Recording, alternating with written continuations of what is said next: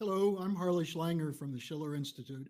Welcome to our weekly International Strategic Update featuring our founder and president, Helga Zepp-LaRouche. It's really quite extraordinary how rapidly developments are taking place, both in terms of the consolidation of the new paradigm around the new Silk Road, but also especially around the escalation that's being conducted by the London-linked geopolitical networks that are out to stop that new paradigm. We've seen in the last few days the release of Bob Woodward's new fictional book called Fear in the Trump White House, an op-ed in the New York Times, supposedly by a top official in the Trump administration, about an internal resistance movement in the White House. A number of other things we'll get to in the course of this program today. Helga, it's clear from these developments that there is a fear that everything that's been thrown at Trump so far with Russiagate is not going to succeed, but they're going for the kill, isn't it? Well, I think Trump's tweet in answering all of this is absolutely right, that he is winning. Now, to just look at what is happening, you have the Woodward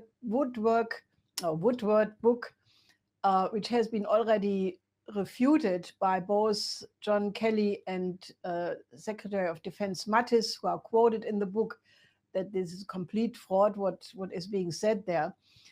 Then you have this unbelievable New York Times piece, which has an anonymous editorial saying that basically that there are many people in the administration working to undo the worst inclinations of Trump.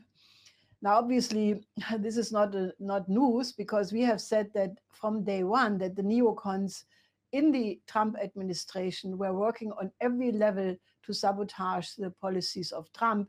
And in many cases, why Trump has not made the kind of progress which he could have made is due to these moles and basically this cabal. So this is a typical thing. This happened already in Italy many years ago. It was called Operation Clean Hand. And what it referred to was that obviously corruption was part of the post-war Italian political system, that you do me a favor and I do, you do me a favor and I do you one. So this was, the Italian system. And then at a certain point, when obviously the same forces which are behind this present operation decided to dismantle all existing parties in Italy, they published everything. So it's not that these crimes are not committed since a long time, but it's also a typical method of the secret services to blow up their own operation when they want to go for a maximum destabilization. So obviously the publication of the Woodward book and this New York Times article, which is supposed to induce paranoia in Trump, who can he trust and who not, as if that would be something new for him, is designed to, really get people all freaked out and get the population unsecure. Can Trump win? Now, this is not just an isolated thing in the United States, because at the same time, Theresa May went to the British Parliament and basically claimed that they have proof that the Skripal assassination attempt and the subsequent attempt on two other individuals, that this is now proven to be by two Russian GRU agents. She claimed that they came on the 3rd of March, then went to kill or try to kill Skripal, and then went back to a hotel in London, and that Novichok was found in this hotel, and then they took a plane and went back to Russia. Now, this is ridiculous, because they don't even know the names of the two individuals, but they know that these are GRU agents. And obviously, there was a UN Security Council meeting called by Great Britain. The Russian government absolutely refuted that and said there is not one single shred of evidence, and we have not been involved in any of the investigation, and they completely rejected. Now, this goes hand in hand with the ongoing danger of a red flag, a false flag operation around Idlib. Now, in Idlib, you have practically the remaining Al Qaeda and ISIS terrorists who, after all the other territories in Syria were taken back by the Syrian government, they sort of all assembled there. And now the beginning of an offensive by the Syrian armed forces with some Russian support on Idlib has started. Now, the Russian government before had said that they have proof, and they presented this proof to the OPCW, that the White Helmets and another British private security firm were involved in producing false evidence that they were shipping chemical agents to 2 villages near Idlib, and they were ready to film the suffering of the victims. The Russian government said that they have proof that this is a fake news, a fabricated story, but still the British government claims that it is that that's what it is. Now, unfortunately, Pompeo and Bolton basically accused Assad and warned him if he would move against Idlib, then this would have terrible consequences. And it took Senator Ron, or former Senator Ron Paul, to say, that they should remind themselves that the people sitting in Idlib, at least the terrorist element, that these are the same forces which did 9/11 in the United States. And could anybody want to replace them, to have them replace Assad? So as you can see, this is wild. This is completely wild. Obviously, the aim is, to get the necessary increase in the vote in the Democrats, so that basically the Democrats could go for an impeachment, counting on some treasonous Republicans who would join them in this effort. Now, this is absolutely dangerous, and I would really appeal to you that you should absolutely not fall into this trap, because all the accusations against Trump have been fabricated, and I'm very happy that the Freedom Caucus, I think that's the right name, will have a press conference today demanding that Trump should release all the documents relating to the FBI requests to the FISA court for surveillance, and all the notes exchanged by Bruce Orr in respect to his relationship with Christopher Steele and everything else. Now, that, in a certain sense, is the nuclear weapon, because Trump could just turn the table completely by publishing all of these materials and basically let the population of the United States decide, who are the criminals in this whole story and who not.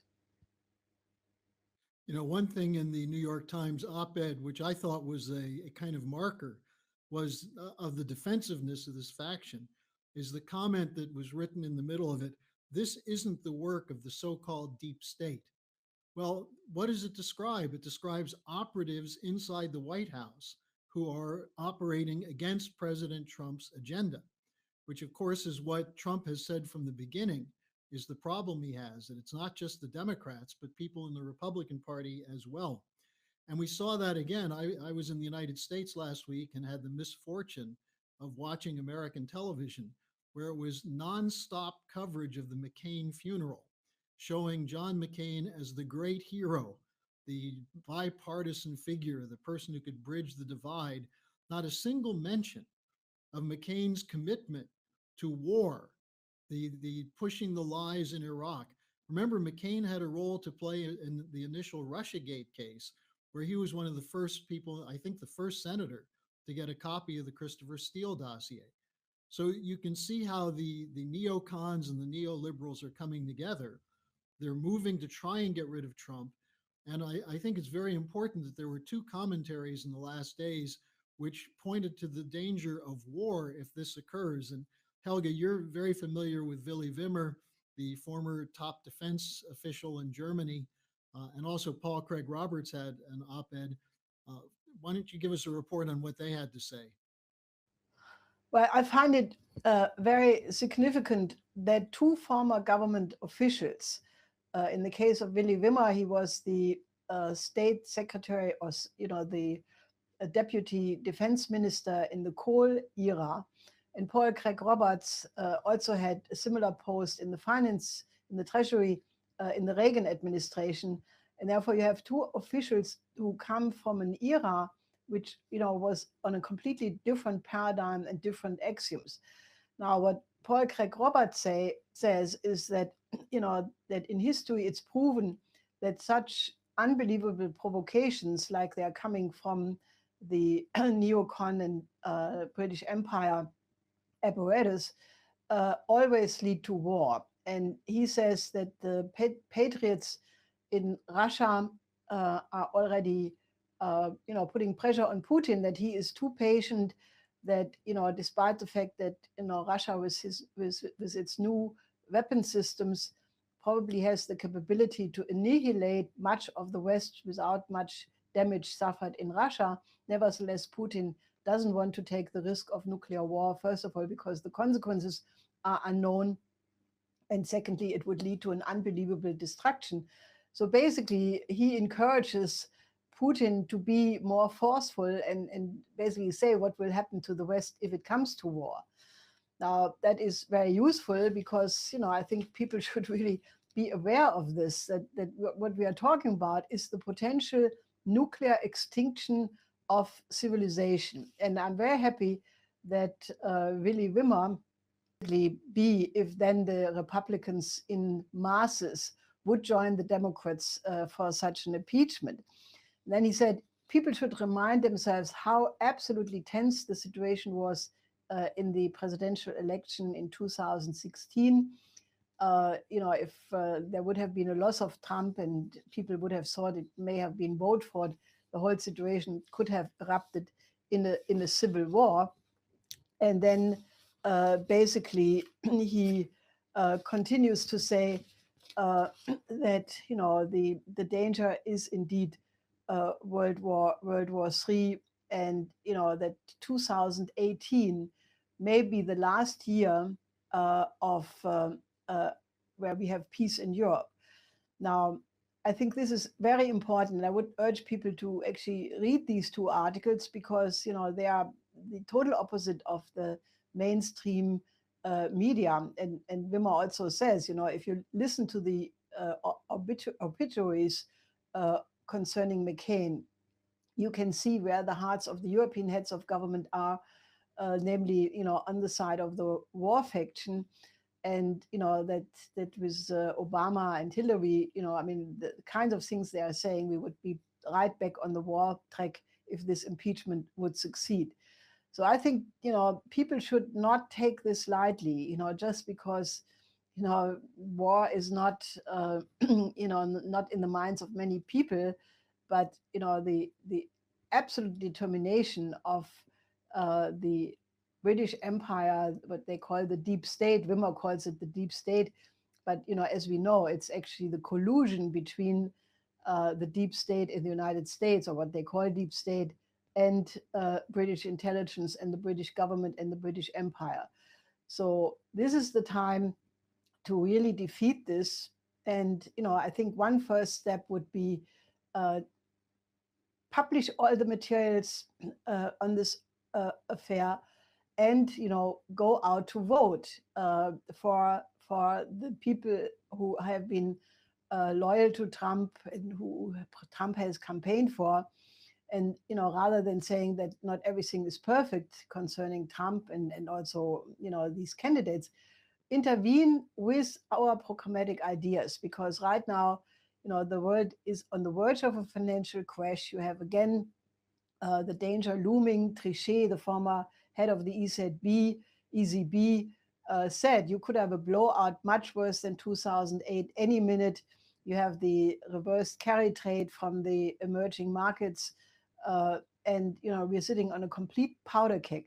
So now is the time to mobilize. We have this petition out that the United States, Russia, China, and India, and possibly Japan should organize a new Bretton Woods conference, because only if you change the agenda completely can this situation be turned around.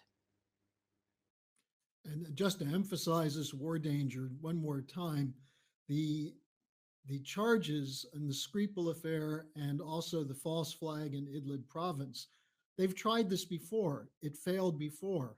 Why are they bringing it up again? Because they're driving for war. And as Wimmer and Paul Craig Roberts said, that's their only option, their only alternative. Now, the better alternative for mankind was highlighted in a conference in Beijing, which we talked about last week, but the conference has now taken place, the Forum of Cooperation between Africa and China. Helga, I would say this was quite an amazing success. What report do you have on the final outcome of this conference? Well, I think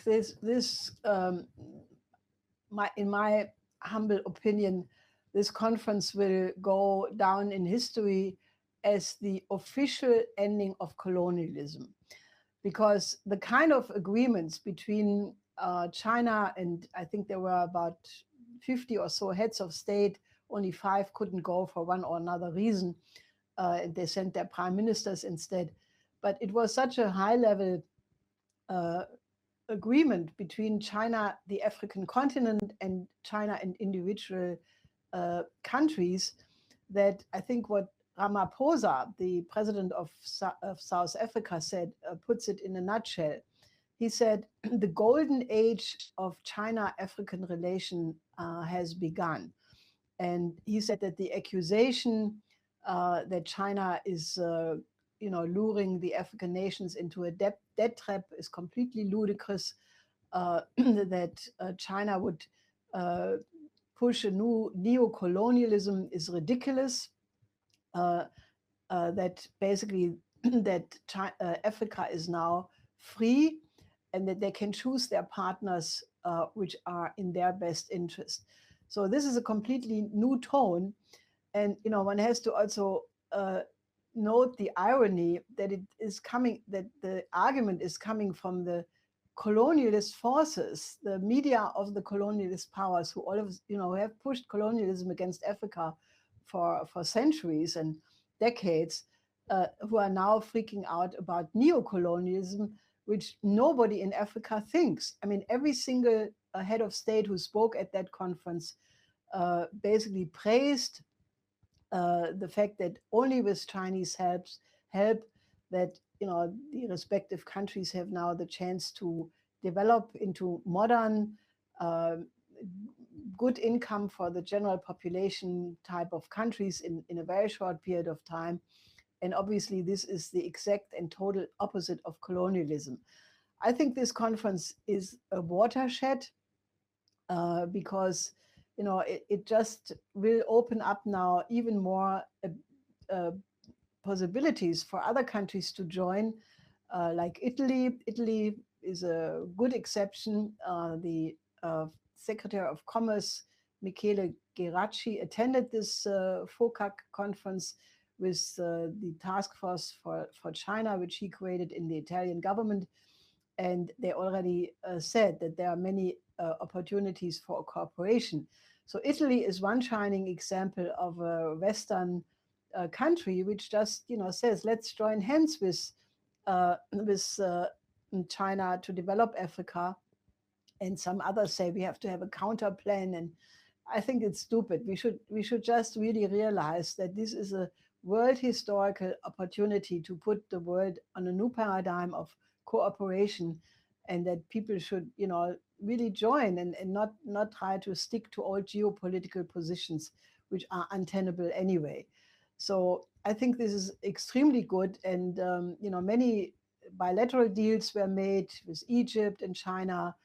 China will invest massively in the energy development in Egypt, then between China and Nigeria, China and South Africa, and many other countries. So I think this is really the beginning, as Ramaphosa said, the beginning of a new golden age. And I think all the aspirations of the developing countries, which were basically rejected for such a long time, are now on a positive and good footing. So I think that people should really follow these events, read the African newspapers. I mean, they are full of praise.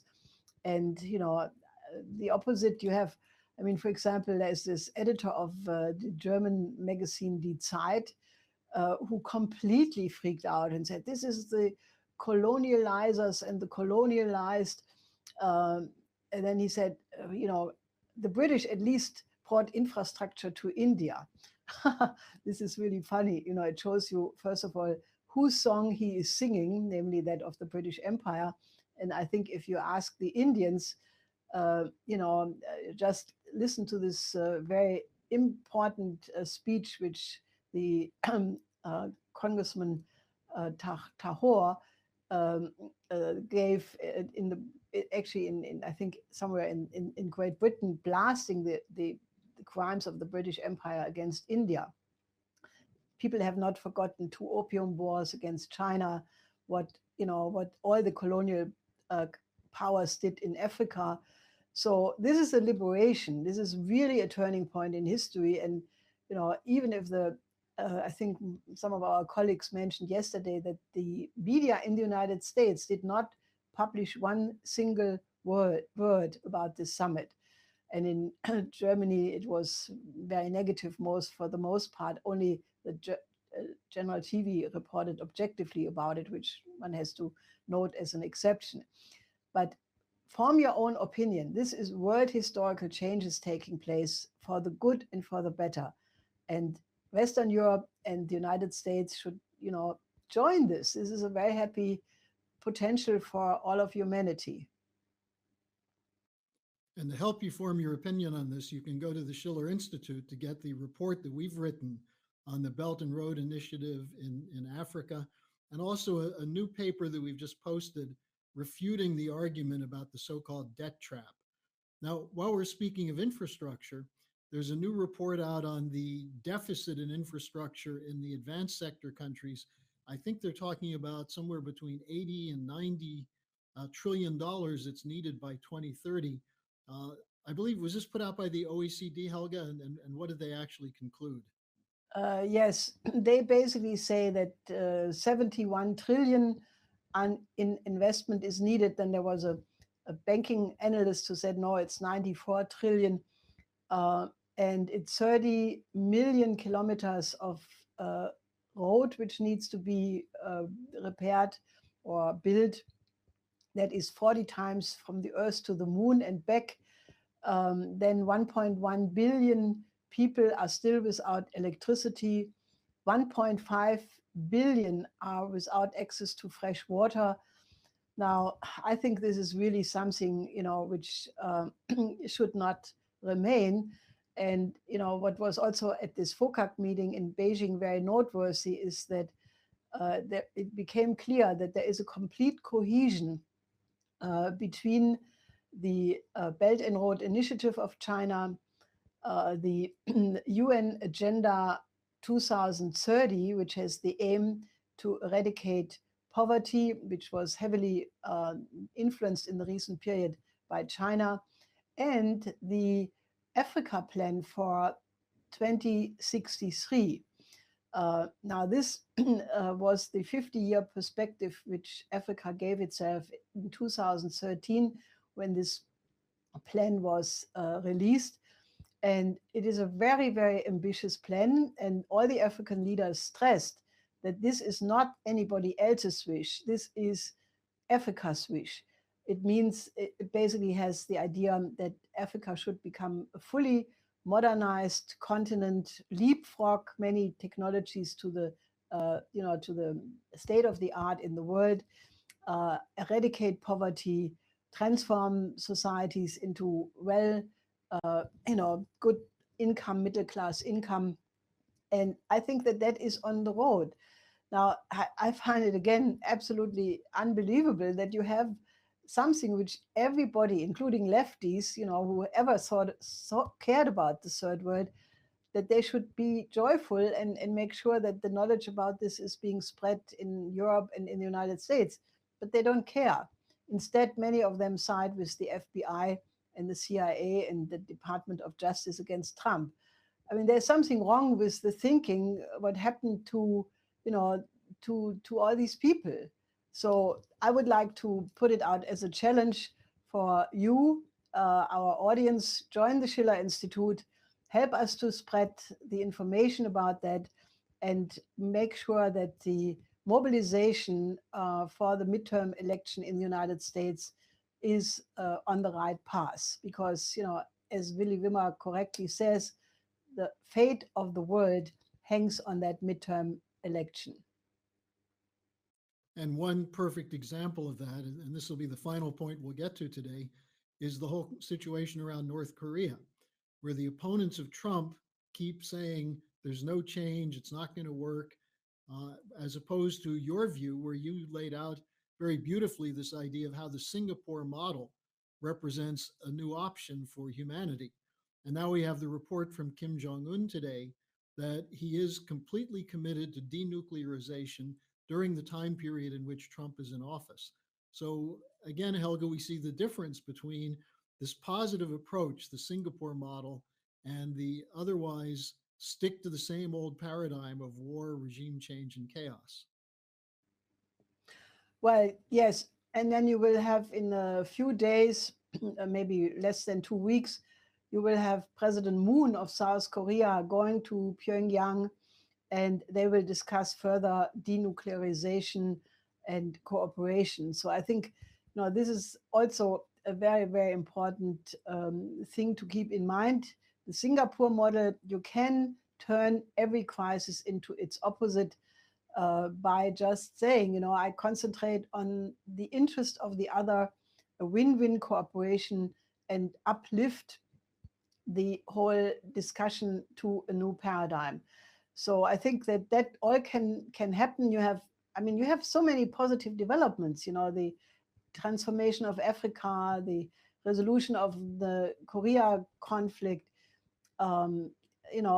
So there's much reason to be optimistic and to really defeat the effort by the British Empire, who is trying to, have fire set up again in Syria, to make provocations around the Skripal case, to go for the impeachment of Trump. All they have to offer is negativity, and I think you should just not allow yourself to be drawn into that, but mobilize right now. It's probably the most important time of our lives to do so.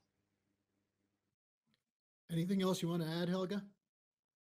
No, I think that was it. Okay.